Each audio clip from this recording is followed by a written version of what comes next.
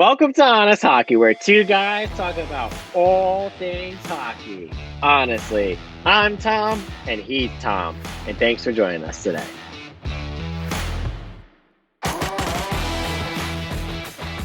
kind of looked like I was putting a gun to my head there, but I'm not. I was just putting it in. It just happened to look like I was like, phew. Oh, sure. All right, Tom, well, we got some news. The NHL players are heading to the Olympics. Now, I know you have your opinion, I have my opinion. You do. And you out there watching this probably have your own opinion. Exactly, and that's the whole point of talking about this. So it's obviously going to take place. I think it was February 9th through the 20th. So I heard that the schedule has to be worked around again. Can I just say, I feel like we just finished Olympics. That is true. And now we're getting hit with more Olympics. I don't know if I can get that much Olympics. But they're the better Olympics. They are, but I'm still just so Olympic out. I've been watching the Para-Olympics, so that's like different Olympics that I've been watching. So it's only like 6 months from now, maybe. Not even. 5. Not even. Yeah. So they're going to start the 9th to the 20th. So obviously they're going to have to do some schedule changes with the schedule, which kind of sucks a little bit because a lot of people... Didn't they already put a break for it already in the schedule? I thought they already... I heard that some teams had to shift it around. Okay. So what's your personal opinion on this, Tom? I love it. I'm so happy. Because, gonna be honest, the not having NHL players in the Olympics was boring as heck. And it is unwatchable. It is. I will say that I do like the Olympic breaks. I do like the All-Star breaks. They're very nice to have. Gives me a chance to regroup. It does. But I beg to differ a little bit. Okay. Hear me out, Tom. I'm here. Okay.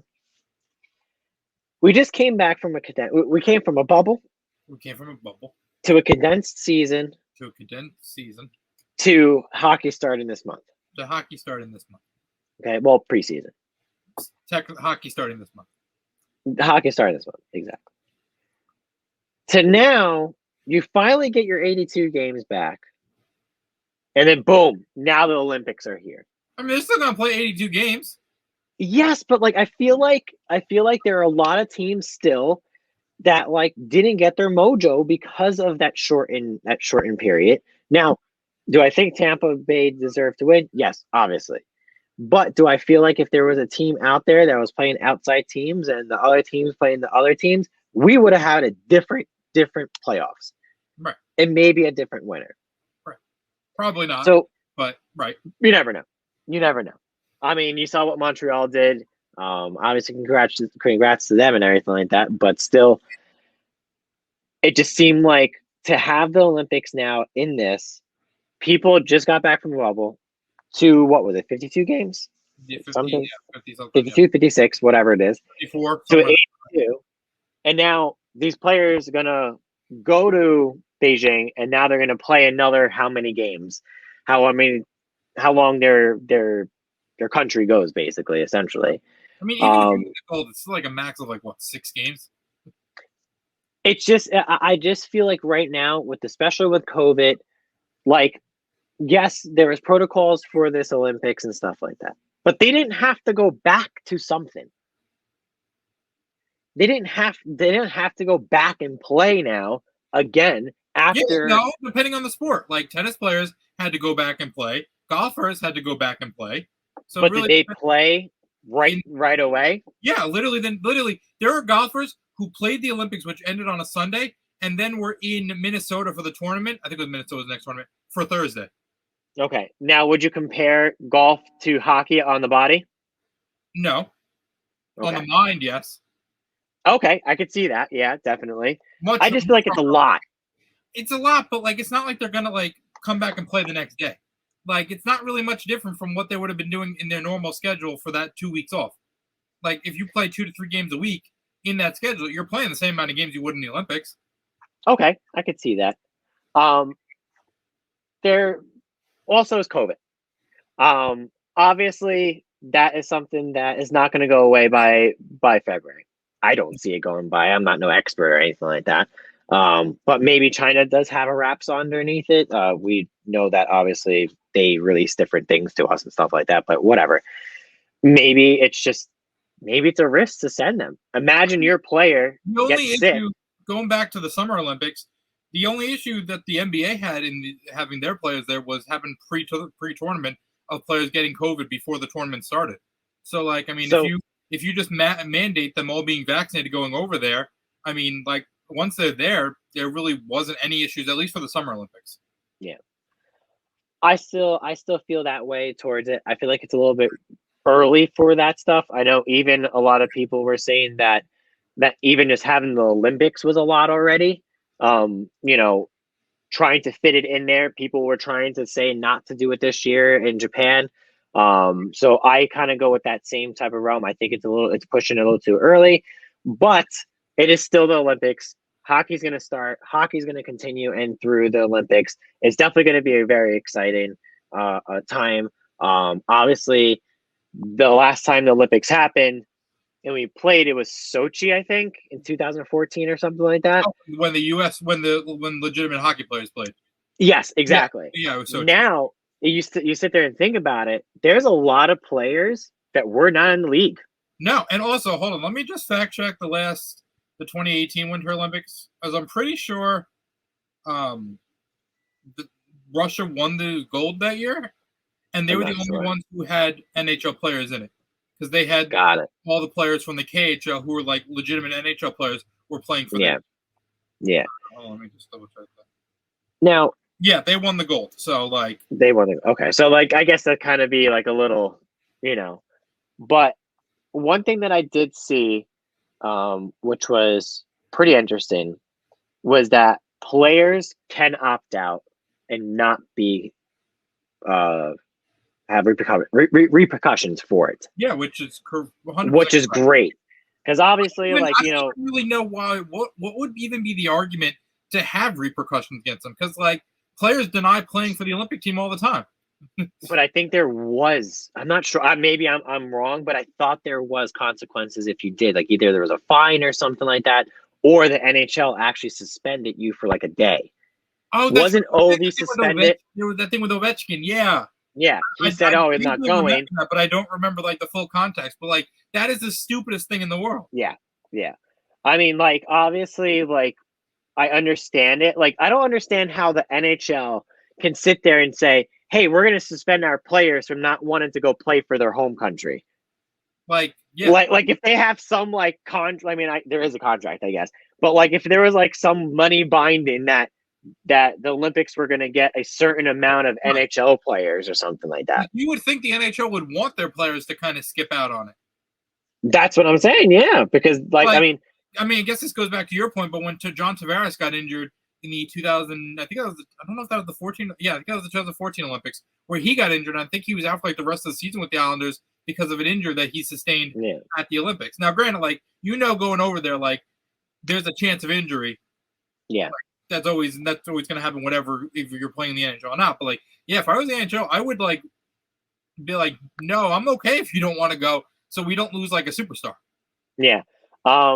So also one thing is that it's actually going to be NHL-sized rinks, which is pretty interesting to me. International rinks. Not international rinks. Okay. And then there's also one section here that talks about jerseys. Oh, and it says the player have the right to keep the last jersey they wear during competition.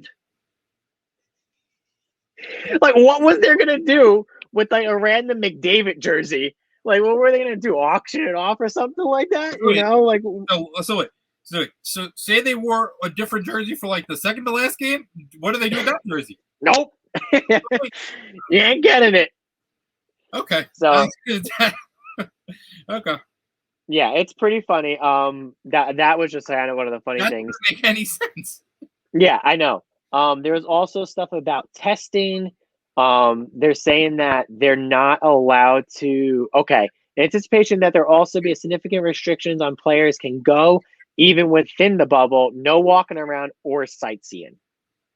So, I guess that can kind of help with the COVID thing, and that can kind of narrow that COVID worry of some people. Right. But that's pretty crazy. Mandatory vaccinations? Huh? Did you say there was mandatory vaccinations for any athletes going over there? I don't see that. If but that's the case, then this is all a terrible idea. yeah. There Well, needs to be a mandatory vaccination for every player. I know the NHL had put up the different vaccination laws for like the players who are vaccinated versus players who aren't, and what the consequences are. But like, if they have unvaccinated players going over there, that could be a nightmare. Yeah. So I guess we can kind of talk about that because that's kind of relatively new on what it is. So obviously the NHL is going to be requiring the vaccine. And then if you're not doing the vaccine, there is going to be certain consequences. I don't think that they release the consequences necessarily, but maybe if it's, you're not tested, you can miss a game because of you not being tested. Right. Or I don't think this would ever happen, but maybe there's a fine. But I highly doubt that they could do something like that. I mean, but the NFL came out with the policy that like if your team misses a game because of COVID, you forfeit the game. Oh, okay. So the whole team, not even the player. Like if there's like, even if there's like, it's not gonna happen for one player, but like if there was like 3 players who got COVID and cost the team to like have a COVID outbreak, boom, you forfeit the game. You forfeit the game. Wow. That's how the Jets are going to get their one win. Absolutely. 1 in 16. Here we come because of a COVID outbreak. But yeah, that's pretty interesting. Obviously, with the FDA proving that a lot of places are now requiring vaccines. Obviously, it is your choice to get a vaccine, but you're going to have to live with the consequences of not having the vaccine, and that is obviously their choice. Correct. So, but yeah, I mean, it's pretty exciting. Obviously, we have cons, we have pros to the Olympics. I see your point with like the cons and like it's all valid points, but like I'm just looking forward to being able to watch hockey in the Olympics because it's unbelievable without the NHL players. Yeah, like I can care less about like D1 college players or like scrubs who are no longer in the league playing anymore. To your point, obviously, yeah, the COVID thing's a risk. But right now, to be honest with you, with all the vaccines, they should be fine. But it should be fun to watch and also to kind of see new players in there, hopefully. Agreed. Imagine seeing a Connor McDavid playing if he decides to play. So I looked up the 2014 roster, and this just shows you how long ago Ryan Callahan was on the Rangers playing for Team USA. Oh, wow. Yeah. Early prediction, the U.S. is going to get throttled by Canada because of the difference in coaching. Did you see who's an assistant coach for Team USA? I didn't. I thought it was an old rate. Huh? David Quinn. Oh, Lord. He's going to play all the veterans. Yeah, did you see who like the coaches are for Team Canada? It's John Cooper and Barry Trotz. Oh, frick. has no chance. Sorry. Wait, why did they pick Quinn? Quinn was one of the assistants. Mike Sullivan is the main coach, and it's David Quinn is his assistant with, I think, Todd Reardon and Ryan Miller, the former goalie. Yeah, he's also okay. You're telling me that there was no one else after Mike Sullivan. Was there no one else? Yeah, apparently not. Let me see if I could find real quick Team Canada's coaches. I know it's John Cooper. And it was Barry Trotz, and so it's John Cooper with his assistants Bruce Cassidy, Peter DeBoer, and Barry Trotz. Like what? Like Team USA is gonna just get absolutely run out of the ring. Between John Cooper's lightning style, but then Barry Trotz drawing up like the defense. Oh my God! Yeah, forget it. And I guess that kind of brings me to something. And maybe this is just something that's like stupid. But like, imagine you go play for Mike Sullivan, all of a sudden Barry Trotz or whatever. You're not in that player, that team, or anything like that. I wonder if it's like, hey, we're gonna still in this. I wonder how it feels to come back because now you have this playing style that you played. Right. And now all of a sudden you have to revert back to whatever your coach's playing style was. Like, I wonder if that's something that plays in their head. That reminds me of, I could be making this story up, but I'm pretty sure I remember it. 2014, Rick Nash was playing for Team Canada, and Canada used Rick Nash on the penalty kill, and the Rangers never used him on the penalty kill. And then after they saw how effective he was for Team Canada, Rick Nash became a staple on the Rangers penalty kill after that.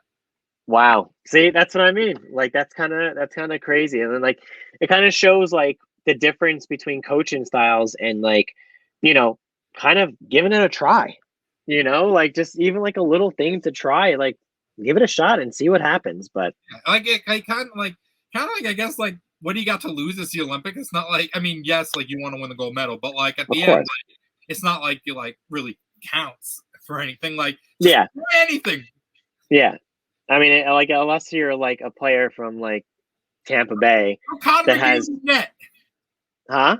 Put Connor McDavid in net. See if he's a good goalie. Yeah, exactly.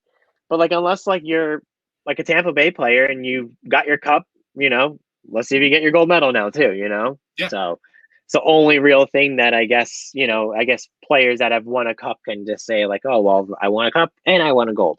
Yeah. So that'd be fun. Usually like we have advanced notice of the Olympics coming and like you can plan your rosters.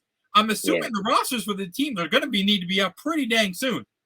Oh shoot. Like, the Olympics are in 5 months. October? So pretty dang soon. I think I heard October. I might be something else. Has to be something like that because people have to make arrangements and like you need to have the team together and like because usually they like out the team like the year before the Olympics starts. But like with having an Olympics twice in like an 8-month span and then only giving like 5 months notice that your team you're actually eligible to play in the Olympics, like you guys need to start typing on your computers there. A better roster than Bishop Sycamore's roster. Yeah.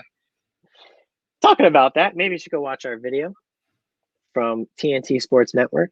Bishop Sycamore, and we're planning on starting a fake hockey team. Let us know if you're interested. Yes. Street hockey. If you played street hockey, play ball hockey, come on over. If you know what hockey is, come on over. Exactly. If you're 50 years old, come on over. Can I do my outro now? Are you done interrupting? Yeah, go ahead. I'm ready. On that note, thanks for watching this episode of Honest Hockey. Be sure to give us a like if you enjoyed. And don't forget to wish Tom a happy cruising. Cross-check the subscribe button. I'm Tom. He's going on vacation. Thanks for joining us. See you guys. Bye.